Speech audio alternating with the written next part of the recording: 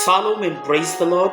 मैं Archie bishop Robert James आप सबका एक बार फिर से मैं स्वागत करता हूं और मैं आशा करता हूं कि आप और आपका परिवार प्रभु यीशु मसीह में सुरक्षित होंगे। मेरे प्रियो, आज जिस विषय पर परमेश्वर मुझसे और आपसे बात करना चाहता है वो विषय बहुत ही महत्वपूर्ण है और विषय ये है कि हम परमेश्वर के वचन से आगे ना भागें।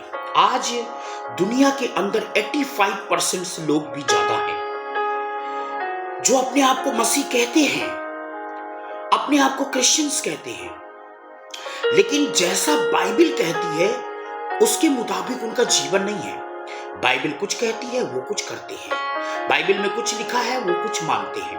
आज धरती के ऊपर हम देख सकते हैं जो बाइबल नहीं कहती उन बातों को भी वो जानबूझकर दूसरों के ऊपर थोपने का काम करते हैं। मेरे प्रियो, जबकि पहला कुरिन्थियों 4:6 में लिखा है, मेरे लिखे हुए से आगे ना बढ़ना, जो लिखा है उसे मानो। मेरे लिखे हुए से, मेरे वचन से आगे नहीं बढ़ना। क्यों नहीं बढ़ना? जो लोग वचन से आगे बढ़ जाते, क्या उनके साथ परमेश्वर रहता है? नहीं, क्योंकि दूसरा यूहन्ना की पत्री उसकी 1:9 में लिखा है, जो मसीह की शिक्षा से आगे बढ़ जाता है उसके पास ना परमेश्वर है और ना पुत्र है। जो परमेश्वर के वचन में बना रहता है उसकी जिंदगी में परमेश्वर भी होता है और पुत्र प्रभु यीशु मसीह भी होता है। क्योंकि पवित्र कलाम के अंदर भजन संहिता उसका 89:34 में ऐसा लिखा है, जो मेरे मुंह से निकल चुका है मैं उसे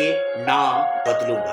आपको मालूम है, परमेश्वर ने जो कह दिया है वचन के अंदर वो कभी नहीं बदलेगा। अगर परमेश्वर ने कहा है कि मैं तुम्हें चंगा करूंगा तो 100% वो आपको चंगाई देगा। अगर परमेश्वर ने कहा है मैं तुम्हें ब्लेस करूंगा, 100% वो आपको ब्लेस करेगा। अगर परमेश्वर ने कहा है, बाइबल के अंदर अगर लिखा है कि मैं तुम्हें उन्नति दूंगा, मैं तुम्हें छुड़ाऊंगा, मैं तुम्हें बढ़ाऊंगा, 100% वो करेगा। लेकिन कई बार क्या होता है, बाइबल जो कहती है हम वो विश्वास नहीं करते।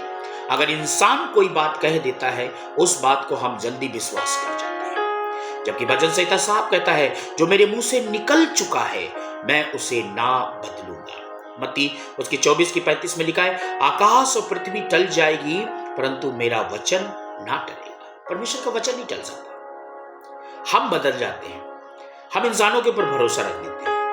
इंसान ऊपरी बिना वचन के कोई बात कह देता है, हम उसको जल्दी बिलीव कर लेते हैं, हम जल्दी मान लेते हैं। लेकिन पवित्र कलाम जो कहता है, ये बाइबल जो कहती है, कई बार हम उसको नहीं मानते हैं। मेरे प्रियो, परमेश्वर के वचन में आगे लिखा है, परमेश्वर यहोवा का वायदा कभी नहीं टलता है। लिखा है यशायाह उसकी 55:11 में लिखा है कि जो वचन मेरे मुख से निकलता है, अगर उसे जिस काम के लिए भेजोगे, जो परमेश्वर के कलाम में लिखा है, चंगाई के लिए भेजो, आशीष के लिए भेजो, धन के लिए भेजो, उद्धार के लिए भेजो, छुटकारे के लिए भेजो, जिस काम के लिए मेरा वचन भेजोगे वो व्यर्थ लौट कर नहीं आएगा, वो काम वो पूरा करके आएगा। लेकिन हम लोग कई बार बाइबल तो पढ़ते नहीं है, बाइबल जानते भी नहीं है और बाइबल को पढ़ना भी नहीं चाहते हैं और बाइबल के अनुसार हम जीवन भी नहीं व्यतीत करना चाहते। इसीलिए कई बार क्या होता है, हम छुटकारा भी नहीं प्राप्त कर पाते। मेरे प्रियो, परमेश्वर का वचन व्यर्थ लौट कर नहीं आता, जिस काम के लिए भेजोगे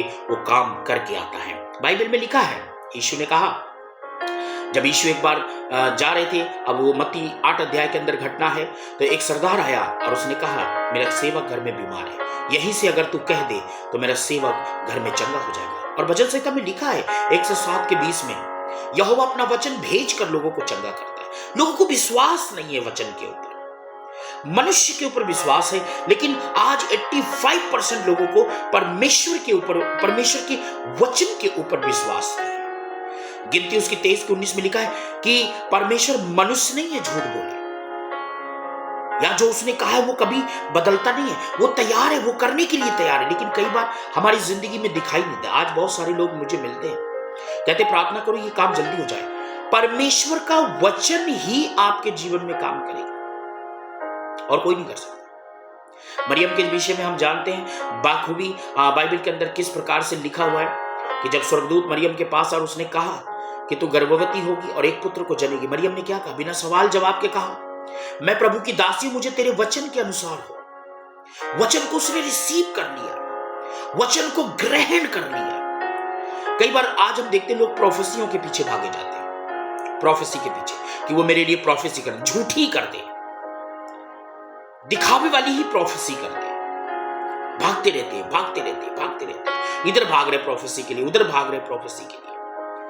आप परमेश्वर के वचन के साथ समय बिताओ, आप परमेश्वर के वचन के साथ ज्यादा संगति करो। जितना ज्यादा आप परमेश्वर के वचन को पढ़ेंगे और जितना ज्यादा परमेश्वर के वचन के साथ संगति करेंगे, तो मैं आपको कहता हूं परमेश्वर का वचन आपकी लाइफ में काम करे। क्यों? क्योंकि यिर्मयाह 1:12 में लिखा है कि परमेश्वर यहोवा कहता है, मैं अपने वचन को पूरा करने के लिए जागृत हूं, तैयार हूं। वो अपना वचन पूरा करने के लिए तैयार है। लेकिन कई बार हम खुद ही तैयार नहीं रहते हैं, परमेश्वर के वचन को पढ़ते नहीं है, परमेश्वर के वचन के अनुसार चलते नहीं है, परमेश्वर के वचन को अपने जीवन में रखते नहीं है, परमेश्वर के वचन को अपनी लाइफ में नहीं लागू करते, तो परमेश्वर काम कहां से करे? कई लोग मुझे पूछते हैं, भाई साहब दुआ कर दीजिए, प्रॉफिट जी दुआ कर दीजिए, बिशप साहब दुआ कर दीजिए, छेती जल्दी काम हो जाए, मेरा काम यो यो यो यो जल्दी जल्दी हो जाए।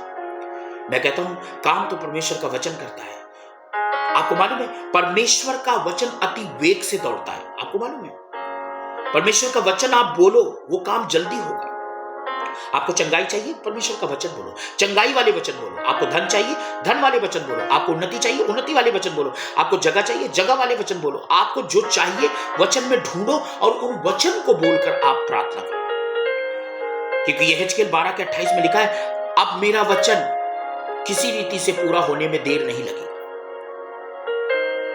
अब मेरे वचन को पूरा होने में विलंब नहीं होगा, देर नहीं लगेगी। आप वचन को ग्रहण करिए, वचन को बोलिए, वचन को अपनी जिंदगी में क्लेम करिए, वचन को अपनी जिंदगी में बोलना चालू कर दिए। एक बहन थी, उस बहन को मैं जानता हूं बहुत अच्छे तरीके से। वो बहन कहती मेरे घर में मेरी शादी को कितने साल हो गए, लेकिन मेरे घर में कोई भी अभी तक संतान की आशीषें नहीं आई। मैं उससे कहा कि बच्चों वाले वचनों को ढूंढ और अंगीकार करना शुरू कर। उसने कहा मैं इस डॉक्टर के पास चली जाऊं, उस डॉक्टर के पास चली जाऊं। मैंने उसको, बहन कहीं जाने की तुझे जरूरत नहीं है, बच्चों वाले, बच्चों के आशीष वाले वचन को बोलना कर शुरू कर। आपको मालूम है उसने बोलना शुरू किया। आपको पता है क्या हुआ? कुछ ही महीनों के बाद वो प्रेग्नेंट हो गई और आज परमेश्वर के अनुग्रह से उसके 2 बच्चे हैं। आपको मालूम है किसी की नौकरी नहीं लग रही थी, किसी की बिजनेस नहीं लग रहा था। मैंने उससे कहा प्रार्थना कर और कहे कि प्रभु जी मुझे अच्छा जॉब दे, अंगीकार कर। यूसुफ को देख, अपने मालिक के घर में वो काम करता था और परमेश्वर उसको बढ़ाता चला गया। मेरे प्रियो, यूसुफ के समान उसने कहा ऐसा मालिक दे कि मैं उसके अधीनता में काम कर सकूं। आज लोगों की नौकरियां लग गई, अच्छे अच्छे जॉब है, अच्छे अच्छे बिजनेस है। परमेश्वर अपने दास को बिना बता के कोई काम नहीं करता, लेकिन कई बार परमेश्वर उल्टा भी काम करता है। ब्लेसिंग देने के बाद ब्लेसिंग को रोक भी सकता है परमेश्वर। अच्छा, आज का टाइम तो ऐसा हो गया है, आज का जमाना ऐसा हो गया है, आज का समय कैसा है मालूम है आपको? आज का समय ऐसा हो गया है कि उनको बरकत मिलने के बाद ये मैंने देखा है, बहुत कम मेरे साथ लोग चल पाते हैं और बहुत कम मेरे साथ लोग खड़े हो पाते हैं, क्योंकि मेरे साथ चलने के लिए आपको खड़े बनना पड़ेगा। आपकी जिंदगी में खराई चाहिए, आपकी जिंदगी में खरापन होना बहुत जरूरी है। आज मैं बहुत सारे लोगों को देखता हूं, स्टार्टिंग में शुरू में चलते तो हैं, लेकिन जैसे ही उनकी लाइफ में ब्लेसिंग आ जाती है और ब्लेसिंग को जैसे ही वो प्राप्त कर लेते हैं, उसके बाद वो अपने आप को इतना ज्यादा ज्ञानी समझ लेते हैं, इतना ज्यादा ज्ञानी हो जाते हैं और वो सोचते हैं कि मेरे से ज्यादा ज्ञानी अब कोई नहीं है। पर ऐसा नहीं है। मैं आपको एक बात बताऊं, ब्लेसिंग पाने के बाद आप ये ना सोचें कि ब्लेसिंग तो मुझे मिली गई है, अब मुझे इसकी क्या जरूरत है, अब मुझे पादरी की क्या जरूरत है, अब मुझे पासवान की क्या जरूरत है ना? ये काम बिल्कुल आपकी जिंदगी में नहीं होना चाहिए। ब्लेसिंग मिलने के बाद और भी ज्यादा आपको परमेश्वर के दास के साथ आपको अपने आप को बनाए रखने की जरूरत है, क्योंकि ब्लेसिंग मिलना तो कोई कठिन बात नहीं है। ब्लेसिंग मिल जाती है, लेकिन उस ब्लेसिंग को बनाए रखने की बहुत जरूरत है। आज लोग बनाए नहीं रखते। मैं बाइबल में से एक आपको बात बताता हूं। परमेश्वर ने आदम को आशीष दी नहीं दी? आदम को आशीष दी, लेकिन आदम ने क्या किया? उस आशीष को नहीं बरकरार रख पाया। वो आदम के पास वो आशीष टिकी नहीं रही, बनी नहीं रही। आज मालूम है सबसे ज्यादा क्या चीज है? स्वार्थीपन का जीवन। ब्लेसिंग मिलने के बाद वो स्वार्थी हो जाते हैं। कैसे स्वार्थी हो जाते हैं? दूसरा तिमुथियुस उसके 3:1 में लिखा है, अंतिम दिनों में कठिन समय आएंगे, लोग, दूसरी आयत में लिखा है, क्योंकि मनुष्य स्वार्थी हो जाएगा। हाँ, स्वार्थ बहुत है, इतना स्वार्थ भरा है कि मैं बता नहीं सकता, इतना बहुत स्वार्थी है, बहुत ज्यादा स्वार्थी। कैसा स्वार्थ?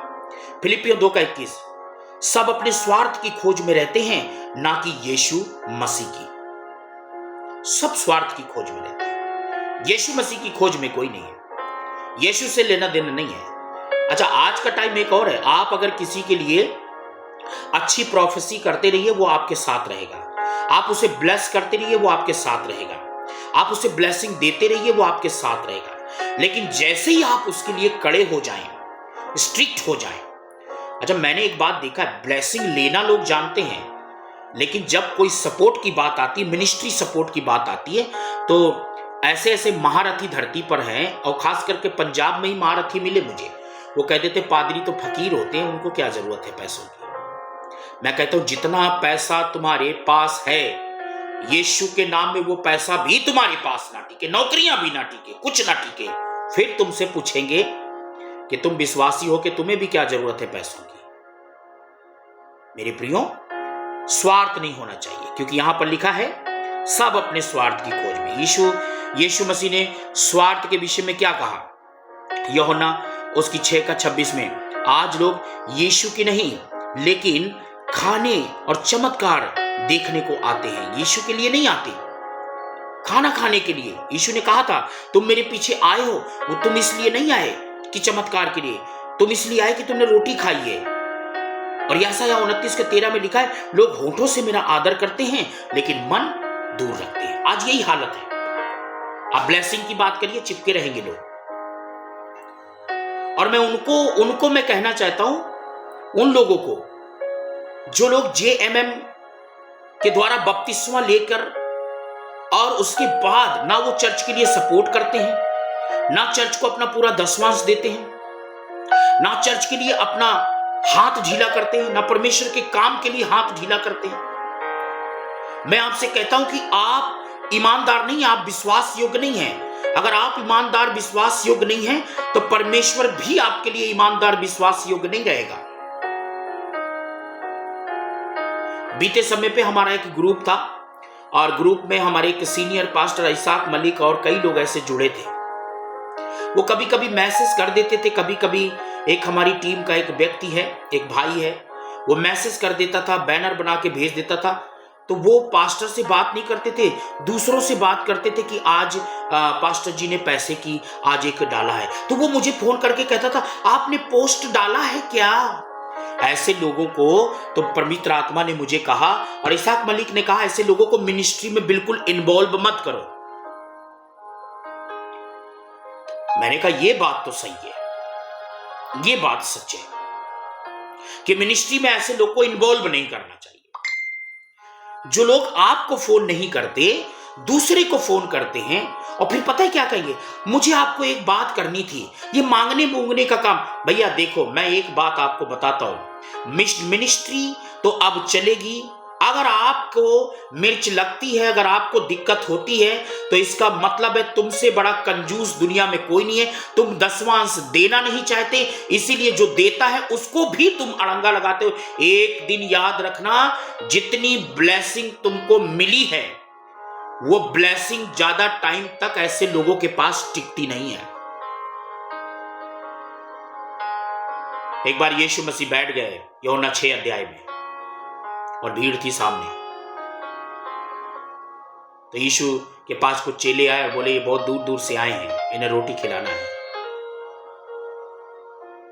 तो यीशु ने कहा, लाओ तुम्हारे पास कितनी रोटी है, लेके आओ। तो लोग भीड़ में रोटी ढूंढने लगे। एक लड़का था, उसके पास 5 रोटी 2 मछली। वो देना चाहता था, लेकिन एक चेला बोला, इतने में क्या होगा। कई बार लोग खुद भी नहीं हेल्प करना चाहते, और अगर कोई करता है उसको भी रोकते हैं। मैं इसी बात को कहूंगा, जो परमेश्वर का वचन कहता है उसको आप करिए। अगर सहयोग देने की बात करता है तो कहिए। अगर वचन के अंदर दसवांश लिखा है तो दीजिए। अगर वचन के अंदर अपना भेंट देने के बारे में लिखा है, सहयोग करने के बारे में लिखा है, मिनिस्ट्री की सहायता करने के बारे में लिखा है, आप करिए। ये आपका दायित्व है, करना चाहिए। तब परमेश्वर आपको भी ब्लेस करेगा। परमेश्वर के वचन से आगे मत भागो। परमेश्वर का वचन जो कहता है उसके अनुसार चलो तो तुम्हें ब्लेसिंग मिलेगी। परमेश्वर आपको इन वचनों के द्वारा आशीष दे। जय मसीह की।